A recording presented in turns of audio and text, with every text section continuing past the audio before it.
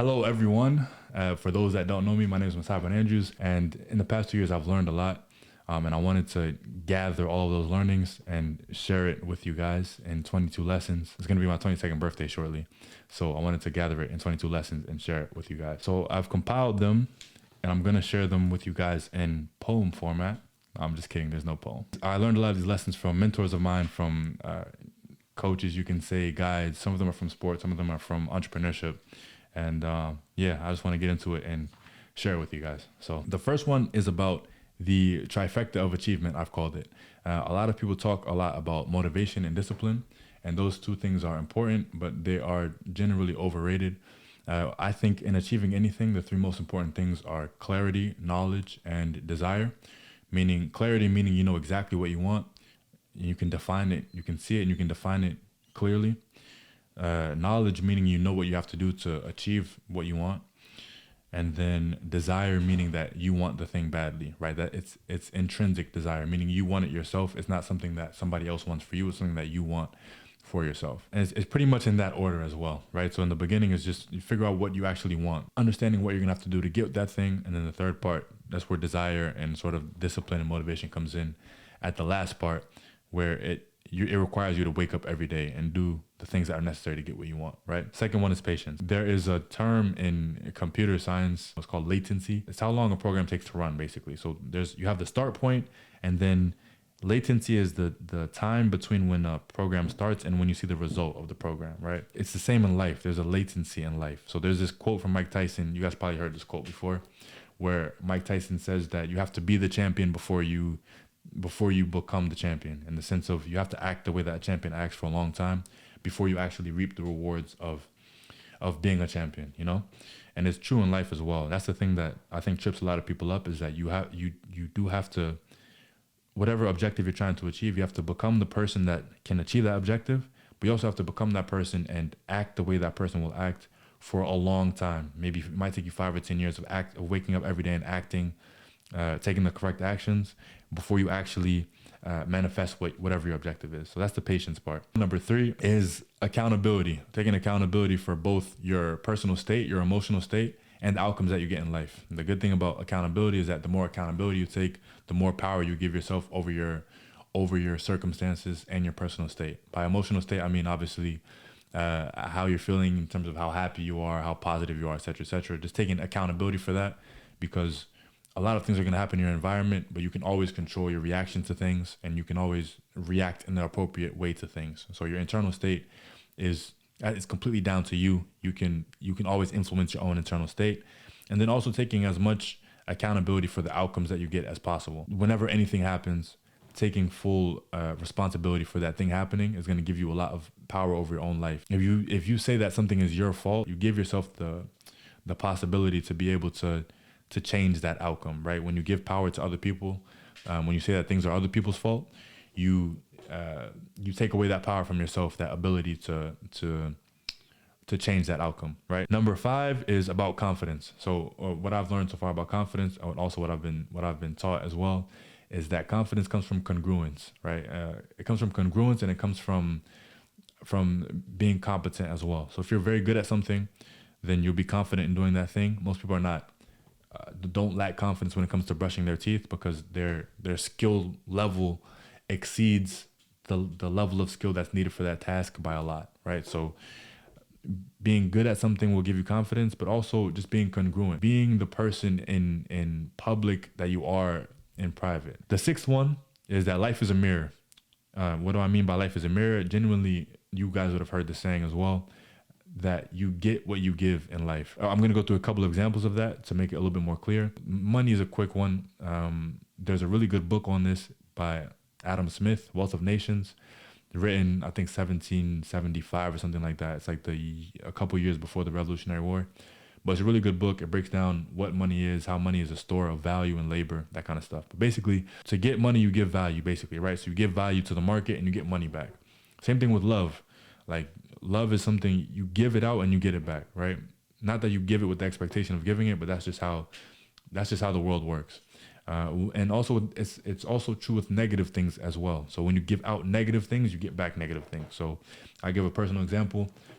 This is something I'm working on now still. I used to be a much more judgmental person. I'm trying to work on that still. I'm being less judgmental, but when I was judging people a lot, there's also a fear of judgment. So the more you judge other people, the more fear of judgment you have for yourself.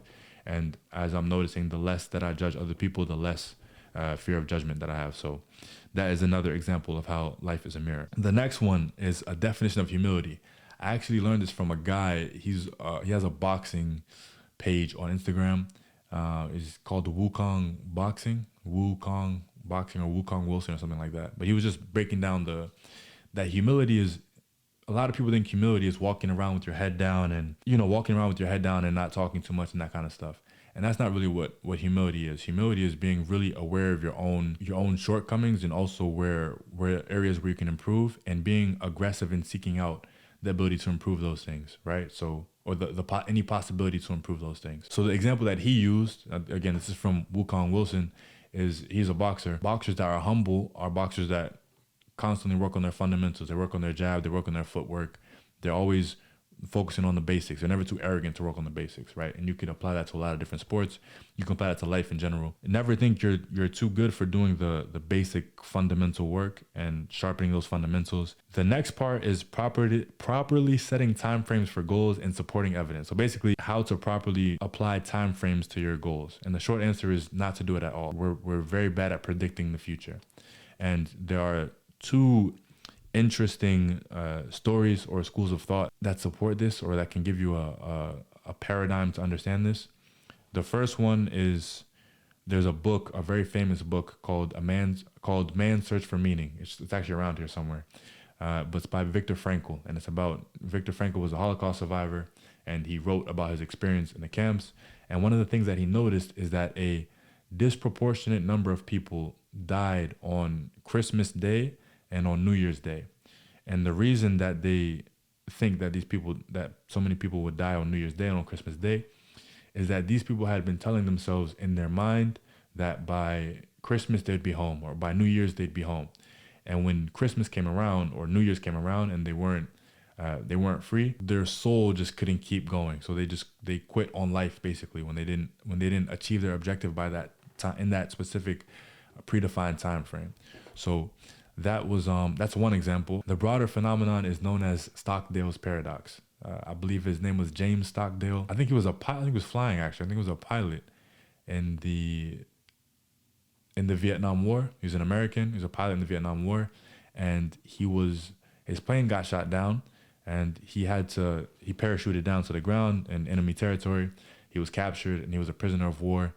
I think for 6 or 7 years he was a prisoner of war. And for a lot of that time, he was in solitary confinement.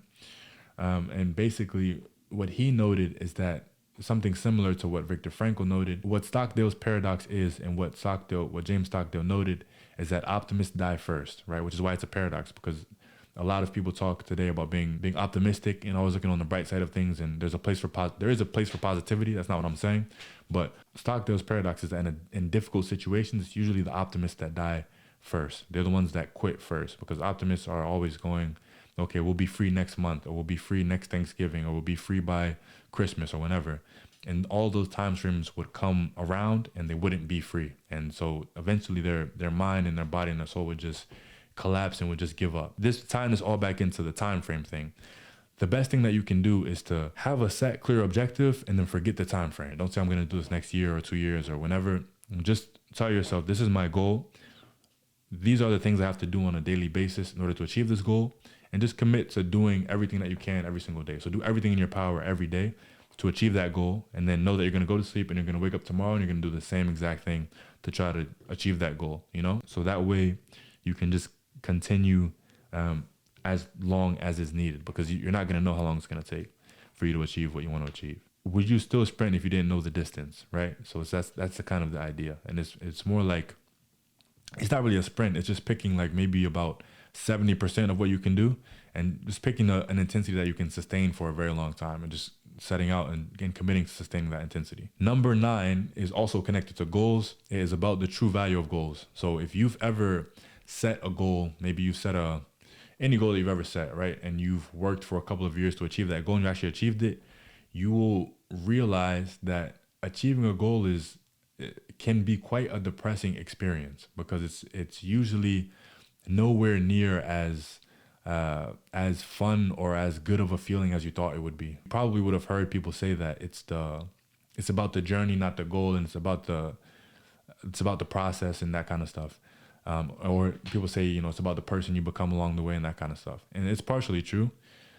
What I have realized about goals is that the value of goals is that goals give you two things. They give meaning to your present, and they also give you direction in your present. So when you have an objective, it lets you know exactly what you need to be doing at any given moment in time. And it also gives significance to any difficulty or suffering that you may be experiencing, right? So you have a fixed objective. Everybody knows life is difficult and you're going to suffer and there's going to be a lot of pain and hardship. But when you have an objective, that objective gives meaning, that future objective gives meaning to your present pain and suffering. It lets you know that you're doing this for a reason, right? And so what I found is the best thing you can do is once you achieve a goal is set a new one, set one that's far out in the future, because that constantly keeps you in a state where your present always has meaning and you always have a direction to go in. Number 10, I'm going to take credit for this one. I call it the stubborn fluid paradox. Basically, my personal creed that I follow is I'm very stubborn in terms of changing myself for people. So when people ask me to change this or change that, most of the time I ignore them. But when it's an objective, like your goal is going to ask you to become a different person in order to achieve it, right? So, for example, now recording this video, I never saw myself as like a social media person or someone that posts on or YouTube or anything like that, right? But the goal that I want to achieve demands that I make content and I post on social media and that kind of stuff. So because my goal demands it, then I change myself for my objective, but I don't usually change myself for other people. So that's something I came up with. I call it stubborn fluid paradox. So number 11, this is a Latin phrase. It is a fundamental pillar of Stoicism. The phrase is memento mori, basically. It means remember you will die. And if you've ever read the book or heard of the book Meditations by Marcus Aurelius, Marcus Aurelius was a Roman emperor, and he wrote a very famous book that a lot of people know of and reference called Meditations. If you haven't read it, I strongly recommend that you read that book. But Marcus Aurelius had a slave that would follow him around his palace or wherever, just follow him around all day, and he would have the slave's only job was just to whisper in his ear, memento mori, memento mori, memento mori. And that just means remember you will die, remember you will die, remember you will die, right? Because if you live constantly remembering that you will one day die, you just treat life differently. You cherish every moment a lot more. You cherish people close to you a lot more. And you will lose a lot of fear of judgment when you realize like you're going to die, we're all going to die. And also the people whose judgment you're afraid of, they're going to die as well. Like everything's going to die and pass away. It just changes the way that you look at life a lot more. The next one is it's actually a Buddhist principle. I think it's from Buddhism, I think. The Buddhists have this principle that all suffering comes from attachment, that we suffer because we're attached to things, right? And so the Buddhist answer to it is to be attached to nothing. So if you can want nothing, you're much better than I am, to be honest. You're much better than most people in the world, right? That's not realistic for most people to want nothing. But what I do think that the more things that you want simultaneously, the more pain you're going to experience. Because if you're constantly wanting different things and you're constantly anxious because you don't have those different things, you're going to cause yourself a lot of unnecessary pain and suffering. What I prescribe to myself is just to want one thing at a time. Just desire one thing at a time and direct all of your suffering and all your efforts to achieving that one thing. Stop wanting all the other things and if you can just want one thing at a time, one, you increase your odds of achieving that thing, of actually getting it. And two, you're going to eliminate unnecessary suffering that you're going through because of the other things that you want. So if you can just want one thing at a time, your experience of life should be a lot more focused and a lot less painful. Okay, cool. So now we're moving on to the second half. Number 13, we're going to talk about leverage. We're going to talk about leverage in the context of business leverage, but also personal leverage. And before we do that, we have to define what leverage is in the first place. When we say leverage, it comes from a lever in physics. It allows you to multiply your effort or the force that you put into something. so that you, on the other side of the lever, you get more force out than what you put in. Basically, when we talk about it in a business sense, it's leverage is anything that allows you to multiply your inputs. It allows you to get more bang for your buck. There are three types of business leverage. You have people, you have capital, and then you have goods with low cost of replication. And I can't take credit for this. This is something I learned from Naval Ravikant, who is your favorite entrepreneur's favorite entrepreneur. The first type of business leverage, which is people. Everyone's pretty much familiar with this. If you imagine you have a business which manufactures nails, and by yourself you can manufacture 40 nails in a day. If you hire 10 people that can each make 30 nails a day, now instead of making 40 nails a day in the same amount of time, you can make 300 nails a day, right? Because you have employees. So when people work for you, that is one way that you can get more output in the same amount of time, right? You can multiply your effort by getting other people to work for you. The second way is capital. So in a business sense, it usually would look something like, if I have the business that manufactures nails, right? You imagine I buy a machine that makes nails that can pump out, let's say, 1,000 nails per day, right? That's leverage in the form of people. That's leverage in the form of capital. And then the third form of leverage is goods with low cost of replication. So things that don't cost you very much to reproduce. For example, this table, if I have a business making tables, I have to account for a lot of costs every time I make a table and ship a table. So I have to buy the wood for this table. I have to get the wood cut and probably sanded and assembled. Like I have to pay for a lot of things in order to make the table, and then I have to pay for a lot of things in order to ship the table to wherever I ship it to. And so I have to factor all those things into my cost of creating the table and delivering the table. And I have to factor all that in, and I have to sell the table at a markup, right? So that is selling tables, for example, would be an example of something that has a high cost of replication. And what we're talking about here is leverage, where goods have a low cost of replication. And there are two main goods like that today in the world. The first one is media, which everybody's pretty much caught up on. Media in the sense of, if it's basically social media content is one of those, right? Social media content, YouTube videos, for example, what I'm doing here, podcasting.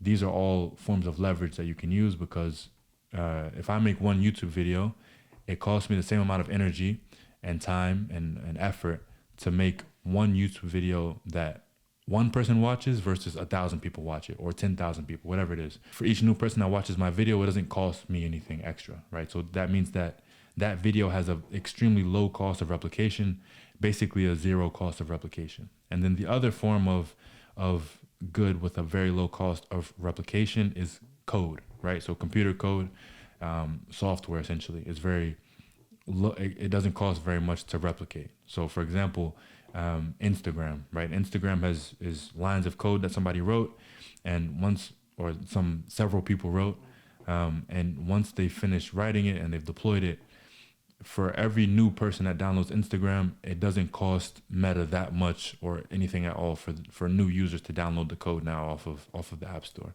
And so those are the two main forms of goods that have a very low cost of replication. Things that are very easy to replicate and that cost basically next to nothing to replicate. So those are the three forms of business leverage. We have people, we have capital, as in money, and then we have goods that have a low cost of replication. So that's business leverage. And then we'll talk about personal leverage. And to explain this, I'm going to tell you a personal story. A lot of you guys, especially if you are an athlete, you'll be able to relate to something like this. But when I was younger, I used to play football, soccer for Americans. My whole philosophy was that for me to be better than everybody else, I had to train more than everybody else. So what I tried to do is I tried to win the game based on time and energy, right? My whole idea was, if I put more time and energy in than everyone else, then I'll be better than everyone else. And that will get you far. That will get you to a certain point, but it can only get you so far, because whenever you do anything to a high enough level, you realize that you can't win games on time and energy alone, because we all have 24 hours in a day. Everyone has the same amount of time, and everyone basically has the same amount of energy, right? So everyone gets tired, everyone has to rest, everyone has to sleep. You can't really have more energy than other people, and you're not going to have more time than other people.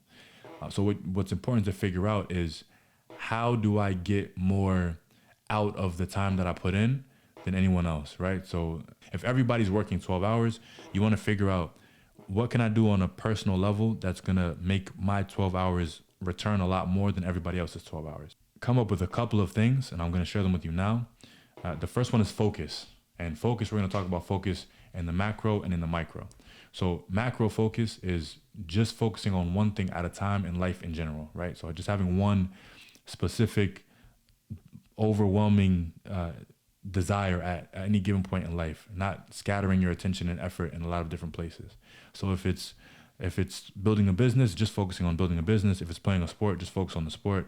If it's maybe your family or relationship or whatever it is, just focusing on one thing at a time is gonna allow your efforts to compound, right? So because if you imagine, if I spend all my time every day for 12 hours a day working on one thing, and other people are spending their time 2 hours working on a sport, 2 hours working on a business, 2 hours playing the flute, 2 hours, practicing cartwheels or whatever it is, they're making very slow incremental progress in a lot of things, but I'm gonna make a lot more depth and forward progress in the one thing that I'm focused on. So if you can focus in the macro on one thing at a time, that helps you to multiply your efforts. That gives you some personal leverage. And then focus in the micro just means that for an hour at a time or 2 hours or whatever period of time that you're working, you're just focused on that one thing you're working on alone and nothing else, right? So if you're doing math for an hour, 2 hours, it means you block out distractions. Your phone's not around. You're not, listening to a podcast at the same time. You're just doing one thing at a time in the micro. So in blocks of time when you're working, you're just working on one thing at a time.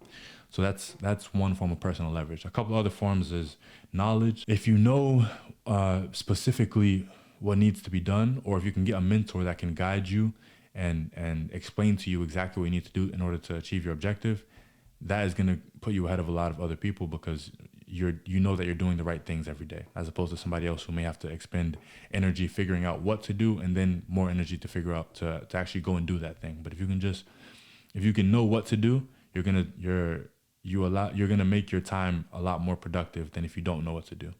So those are a couple examples of personal leverage. Number 14 is to never stop doing math. So this one's kind of random, but it's actually very important. Life is a series of problems. It's a series of problems, right? I imagine that if you're alive right now, you're probably facing one or two problems in your life. And that's essentially what life is. It's a test of your problem solving ability. And there's nothing like mathematics that is going to enhance your ability to reason abstractly and your ability to solve more and more complex problems and just think better, right? In my life so far, I've not found anything like math that will force your brain to be better. Like math genuinely gives you a better brain. And the better your brain is, the better you're going to be at solving problems, the better you're going to be at getting what you want in life in general. So even if it's just an hour or 2 hours on the weekends, maybe Saturday, Sunday, just sit in a room with a math textbook and do problems. Number 15, related to math, is to read books. There's nothing like learning to increase what you are able to do, right? So the more you learn, the more skill sets and knowledge you acquire, the more things you become capable of. And the more things you become capable of, the more you can change your reality, the more you can shape your reality. A lot of times, if you're not able to achieve a goal, it's just because it's a lack of knowledge. You just don't know what you need to know in order to achieve the goal. And so if you can be constantly learning new things and expanding your mind and taking new ideas, then you are always going to be increasing your capacity to achieve things. So always keep reading, read things that you're interested in, read a bunch. So math and reading, 14 and 15. Number 16 is that pain is a compass. So a quick note about reading, there is a trap you can fall in with reading too many self-help books. I'm not going to tell you what to read because you should read things that are interesting to you. But there is a caveat about reading too many self-help books or listening to too many self-help podcasts. In my personal opinion, it's better to read or listen to things that are specific to your current situation. So if you are building a business in technology, to read about technology or read about business or things like that are going to actually help you to achieve what you're specifically trying to achieve. But the issue you can find with self-help books and with listening to too many podcasts is that you get the illusion of making progress without pain. And the truth is that there's no real tangible progress you're going to make in life without a serious amount of pain. It's going to take pain to get to where you want to get to. It's going to take pain to progress to where you want to go. And what happens when you read too many self-help books and too many podcasts is you feel like you're making progress, but there's no pain involved, which means you're not really making progress. To add on top of that, whatever you don't want to do at any given point in time, or whatever you're afraid to do, whatever you're procrastinating doing, for me, I procrastinated on making this video for a while. That's probably exactly what you need to be doing. So whatever you don't want to do, that pretty much tells you exactly that direction that you need to be going. I don't mean pain as in like, don't bash your head against the wall or something like that. That's not what I mean. I mean, in terms of taking action on things that you know are going to get you to where you want to go, but maybe you're delaying them because you're afraid to do them, for example. Number 17 is that everything can be learned. You can learn basically anything, right? And that whatever goal you want to achieve is just if you imagine like your goal is here, right? And then this is you. The question that your goal is going to ask you is, do you have the necessary knowledge and skill set to achieve the goal? And when your knowledge and skill set is greater than the goal that you want to achieve, then you'll achieve the goal easily. And when it's not, then you'll struggle to achieve the goal. Learning knowledge and acquiring skill sets, that's going to be what's going to allow you to achieve your objectives. And everything can be learned. Every skill can be learned and knowledge can be understood. There is a concept from there's a famous physicist named David Deutsch. He wrote a book called The Fabric of Reality is what it's called. But he has this concept that human beings are universal explainers, basically meaning that there's no concept which can be understood that cannot be understood by human beings. That's his whole idea, is that a human being is a universal explainer. So you can learn anything. And for me, the best way to learn things is know exactly what you want to learn, and then go and find people who are doing that thing at a very high level. Go and find the best people in that field, or the best people in doing exactly what you want to do. It can be something as simple as, you want to make 10 grand or 20 grand or 100 grand a month with an agency. Like, go and find people who are doing it, and then obsess and model what they're doing. You want to model not mediocrity, but you want to model excellence, essentially. So find the best people in the field and model those people. And then after that, you're going to need a really high pain tolerance. What you're going to realize is that everything is difficult, and that if you want to be excellent at anything, you're going to have to go through, again, a lot of difficulty. And so you're going to need a high pain tolerance in order to go through that difficulty. So there is that. But everyone's just a human being, just like you are, and there's no reason why you can't aspire or attain to the same things that they've attained to. Number 18 is to treat your life like a petri dish. Treat your life like a giant science experiment or a math equation, in the sense of everything's cause and effect, and there's no magic force that's acting against you specifically to make your life harder than everybody else's life. Like where you're currently at in life is just a product of a math equation. It's you and all the actions that you've taken plus the environment that you're in equals whatever outcome you get. You only have so much control of your environment, but what you can change is the variable of yourself. And you can constantly change your personality, your character, and you can change the actions that you're doing in your environment, and you can observe the results that you get. And if you're not getting the results that you want, just keep tweaking your actions, keep changing your actions, and run that experiment over and over again. And so you start to see that your results are getting closer and closer to what you want. So that is live your life as a science experiment. Number 19 is about escaping competition through authenticity. The one place in which you can be the best is by being yourself. Nobody can be you as well as you can be you. There's a clear benefit to this, both in a business sense, but also in a personal sense. In a business sense, you're going to be compensated, meaning you're going to make the most money when you are the only entity that can solve when you are the best person or entity at solving a specific problem. So when you solve a specific problem and you're the best person at solving that problem, then you'll be compensated the best, right? And then on a personal level, so maybe, for example, you like playing the guitar, right? You're probably not the best guitarist in the world. There are probably better guitarists than you, but maybe you like playing the guitar, and you also like, maybe you also speak Italian and English, and maybe you also like cooking pies and, all this different stuff that comprises you. When you bring all that stuff together, you become the only person in the world who is all of those things, right? And so if you can figure out how to combine all of those things and then in a very unique way provide value to the world using all those components of yourself, you will be the only person that in the world that can do that. And so like no one can compete with you at doing that because you're being yourself. Number 20 is to be honest with yourself first and foremost. This actually comes from a Richard Feynman quote. Richard Feynman was a Nobel Prize winning physicist. I don't want to mess up the date, so I'm not going to say the date, but he was a Nobel Prize winning physicist. And Richard Feynman has a famous quote that's where he says that the primary thing is not to lie to yourself and that you are the easiest person to fool. I think the primary thing is not to fool yourself and that you are the easiest person to fool. It's very easy to lie to ourselves. It's very easy to tell ourselves that we are better than we are, or that we are doing everything we're supposed to do when we're not, or that we're trying our best when we're not. It's easy to tell yourself a lot of lies, but you're not hurting anyone but yourself when you lie to yourself. So it's very important to be honest with yourself. So 21 is that roots are greater than candy and roots are greater than symptoms. And what I mean by that is that we are now living in a world in which everyone is obsessed with shiny objects and results and appearances instead of causes. Everybody's obsessed with effects and not causes, right? So everybody's obsessed with social media, views and likes, and how people's life appears on social media, the appearance of that person, without thinking about or considering the cause, like what caused that person to end up there. How many days did they wake up early in the morning and go to sleep late? What sacrifices did they have to make? It's like an iceberg, right? So what people see at the top is the 1%. The success is what people see at the top is 1%. But the iceberg is comprised of 99% work, effort, and sacrifice. And most people don't look at the iceberg that's underwater. They only look at the small part that's poking out above the water. And if you can be one of the few people in the world that sees the iceberg poking out the top of the water, but knows that there's a much bigger chunk of ice beneath the water, that is all the work and effort and sacrifice and attention to detail that goes into the small piece of success that everybody sees.